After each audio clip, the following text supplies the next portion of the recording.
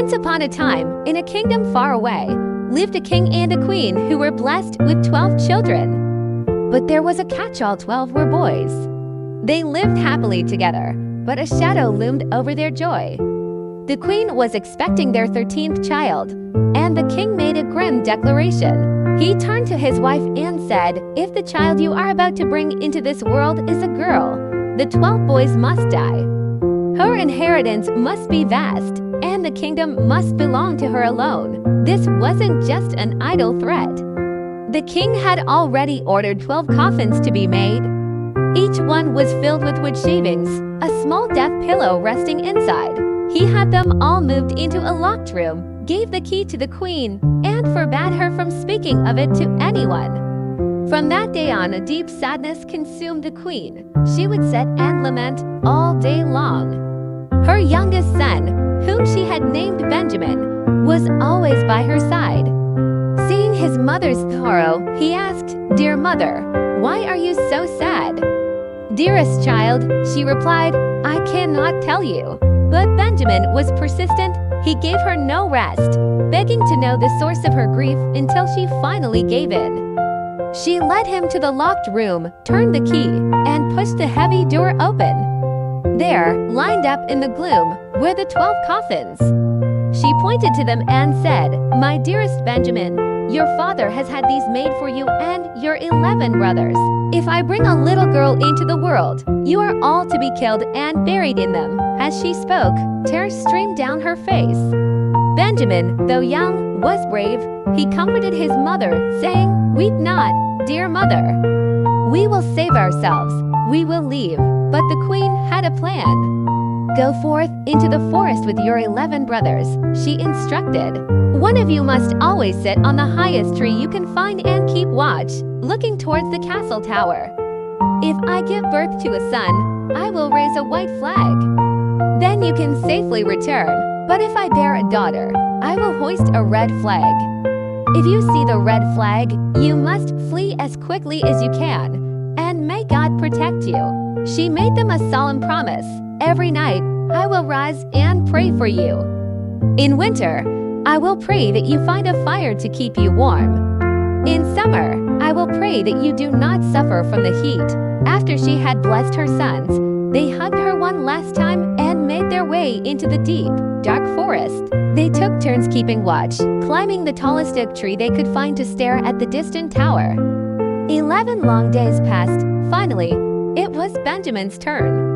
As he sat perched high in the branches, he saw a flag being raised from the castle tower. His heart pounded in his chest, but it was not the white flag of hope. It was the blood-red flag, the one that announced their doom. When Benjamin came down and told his brothers the news, a terrible anger seized them. "Are we to die for the sake of a girl?" They raged. "We swear an oath, we will have our revenge. Wherever we find a girl, her red blood shall flow." Fueled by their anger and grief, they ventured deeper into the forest, into the darkest, most secluded part. There, hidden amongst the ancient trees, they found a small, enchanted hut, standing empty and waiting. "Here we will live," they declared, "and you, Benjamin, being the youngest and weakest, you will stay home and keep house. The rest of us will go out and find food." So they began their new life. The 11 older brothers would hunt in the forest, bringing back hares, wild deer, birds, and anything else they could find to eat. They would give their catch to Benjamin, who would prepare it so they could all share a meal and appease their hunger. They lived this way in the little hut for 10 long years. In the isolation of the forest, surrounded only by each other, the time didn't seem so long at all. They grew from boys into young men, their hearts hardened by a vow of revenge, all while their forgotten sister was growing up in the castle they once called home. And that's where we'll pause our story for today. What will happen when these two worlds eventually collide? What has become of the little sister they've sworn to destroy? Be sure to subscribe and hit that notification bell so you don't miss the next chapter of this incredible tale. Thanks for watching. The queen's little daughter was now all grown up. She was as kind as she was beautiful, with a golden star shining right on her forehead. One day, during the big royal laundry, she noticed 12 men's shirts. They were far too small for her father. The king, "Mother," she asked, "who do these 12 shirts belong to?" The queen's heart grew heavy. "Dear child," she sighed, "those belong to your 12 brothers." The princess was stunned. "My brothers? I've never even heard of them." "Where are they?" the queen replied sadly. "God only knows. They're wandering the world somewhere." Then, the queen led her daughter to a hidden chamber. Inside were 12 small coffins, each with a pillow and with shavings. "These were meant for your brothers," she explained. "But they left in secret. Just before you were born," she told the princess the whole story of the curse and their disappearance. The princess, seeing her mother's tears, said firmly, "Don't cry, mother. I will go and find my brothers." She took the 12 shirts and walked straight into the great, dark forest. She walked all day long, and as evening fell, she stumbled upon a small, bewitched hut. Inside, she found a young boy who was startled to see her. "Where did you come from?" he asked, amazed by her royal clothes and the star on her forehead. "I'm a king's daughter," she answered, "and I'm searching for my 12 brothers. I'll walk as far as the sky is blue until I find them." She showed him the 12 shirts. The boy's eyes widened. He saw that she was his sister. "I am Benjamin," he said, "your youngest brother." Tears of joy streamed down the princess's face, and Benjamin wept too. They hugged each other tightly, but then Benjamin's face grew serious. "Dear sister," he warned, "there's a problem. We made a pact that any girl we meet must die, because it was a girl who caused us to lose our kingdom." The princess didn't hesitate. "I will gladly die," she said, "if it means I can save my 12 brothers." "No," Benjamin replied quickly. "You won't die. Hide under this big tub until our 11 brothers get home. I'll talk to them." That night, the other 11 brothers returned from hunting, hungry and tired. As they sat down to eat, they asked, "What's the news?" Benjamin smiled mysteriously.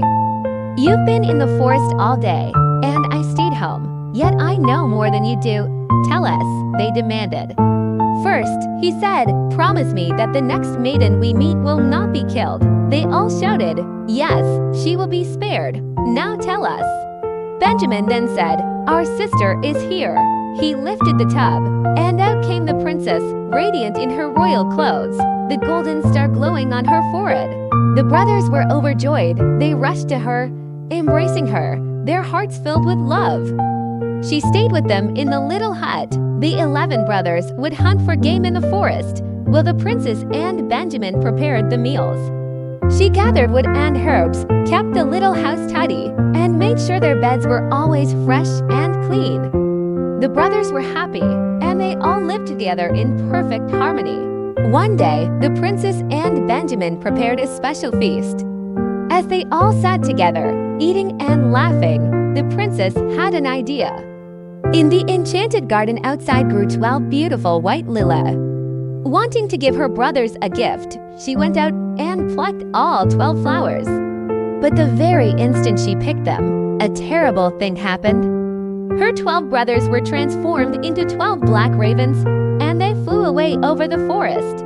The hut and the garden vanished, leaving the poor princess all alone in the wild woods. As she stood there, weeping, an old woman suddenly appeared beside her. "My child," the woman said, "what have you done? You should have left those white flowers alone. They were your brothers. Now they are ravens forever. Isn't there any way to save them?" the princess cried. "There is one way," the old woman answered, "but it is incredibly hard. You must be silent for 7 years. You cannot speak, and you cannot laugh. If you utter a single word, even if there's only an hour left of the 7 years, it will all be for nothing. That one word will kill your brothers." The princess said in her heart, "I know I can do this. I will set my brothers free." She found a tall tree, climbed up into its branches, and began to spin thread, never speaking, never laughing. Sometime later, a king was hunting in that same forest. His great greyhound ran to the tree where the princess sat, circling it, whining and barking. The king rode over and saw the beautiful maiden with the golden star. He was instantly captivated by her beauty. He called up to her, asking if she would be his wife. She said nothing, but gave a small nod, so the king climbed the tree himself, carried her down, and took her home on his horse. Their wedding was a grand celebration, full of joy, but the new queen never spoke and never smiled. They lived together happily for a few years, but the king's mother was a wicked woman. She began to spread rumors about the young queen. "This is just a beggar girl you brought from the woods," she'd tell the king. "Who knows what evil tricks she gets up to in secret? She may be silent, but she could at least laugh." Only someone with a guilty conscience never laughs. At first, the king refused to believe it. But his mother was relentless, accusing the queen of more and more terrible things, until finally, the king's heart was swayed. He sentenced his beloved wife to death. A great fire was built in the castle courtyard. The king stood at a window high above, his eyes filled with tears, because he still loved her dearly. The queen was tied to the stake, and the flames began to lick at her clothes. But at that exact moment, the very last second of the 7 years was over. Suddenly, a whirring sound filled the air. 12 ravens came soaring down from the sky. As soon as they touched the ground, they transformed back into her 12 brothers, strong and whole. They rushed to the fire, tearing it apart and putting out the flames. They freed their dear sister, kissing and hugging her. Now her 7 years of silence were over. She could finally open her mouth and speak.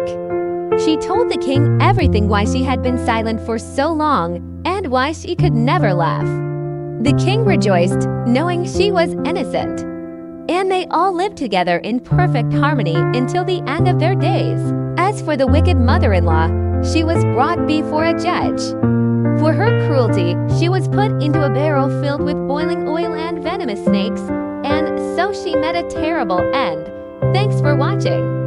If you enjoyed this classic tale, don't forget to like, share, and subscribe for more stories. See you next time.